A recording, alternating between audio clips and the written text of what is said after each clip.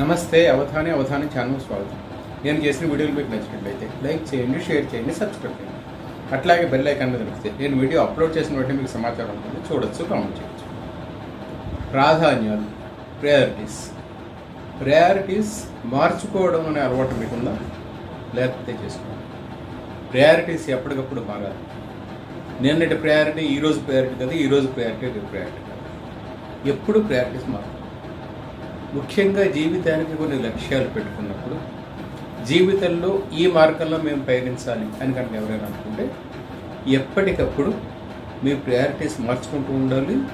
మీ priorities మీ లక్ష్యానికి దగ్గరగా వెళ్ళే విధంగా ఉన్నాయా లేదో చూసుకోవాలి. లేకపోతే ఏమవుతుంది, always you will face serious problems. ఎందుకంటే మీ లక్ష్యం ఒకటవుతుంది, మీ ప్రయారిటీ ఒకటవుతుంది. అయిన తర్వాత మీరు ఎట వెళ్ళాల్సింది ఎట వెళ్తారు అన్నమాట. సింపుల్ లాంగ్వేజ్లో చెప్పాలంటే, మీరు ఇక్కడి నుంచి సికింద్రాబాద్ వెళ్ళాలనుకోండి.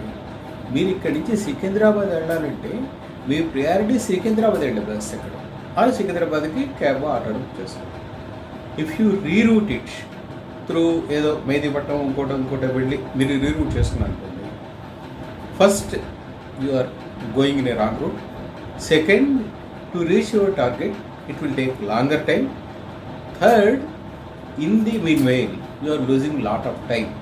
ఇది ఎక్కువ వస్తుందంటే ప్రయారిటీస్ మార్చుకోవడం అనేది చాలామంది ఇది కావట్లేదు.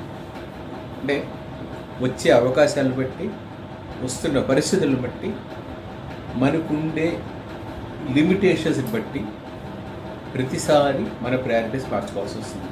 సింపుల్గా ఇంకొక ఉదాహరణ చెప్తాను. మీరు ఇల్లు కొనుక్కోవాలి. చాలా సింపుల్ అండ్ రిక్వైర్డ్. మీరు ఇల్లు కొనుక్కోవాలి. ఎప్పుడు మీ ఇంటికి మీరు పెట్టుకునే బడ్జెట్ అమౌంట్ మీరు మార్కెట్లోకి ఎంటర్ అవ్వగానే మీకు మార్కెట్లో కలిపే రేట్లు ఎప్పుడు వేరియేషన్ ఉంటుంది. ఈ variation you can never finish. Problem ఏమిటంటే, మీరు ఇవాళ ఇల్లు కొనుక్కుందామని వెతకడం మొదలెడితే మీకు నచ్చిన ఇల్లు దొరికేసరికి 6 నెలలు పడుతుంది. దొరికిన తర్వాత మీరు బేరం వాడిది అంతా మాట్లాడుతున్నారు, ఇంకో 8 లక్షలు 10 లక్షలు పెరుగుతుంది. మీరు 40కో 50కో ఫిక్స్ అయితే అది 60 అవుతుంది, మీరు 60కి ఫిక్స్ అయితే అది 70 అవుతుంది, మీరు 70కి ఫిక్స్ అయితే 40 అవుతుంది. అలా పెరుగుతుపోతుంది.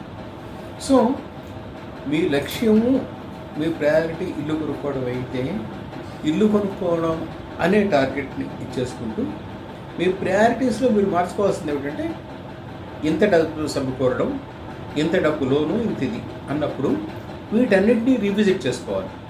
మన ప్రయారిటీ ఏది, ఇది మన ప్రయారిటీ అయినప్పుడు వీటిలో ఏవేవి మనం మార్చుకోవాలి. Near to the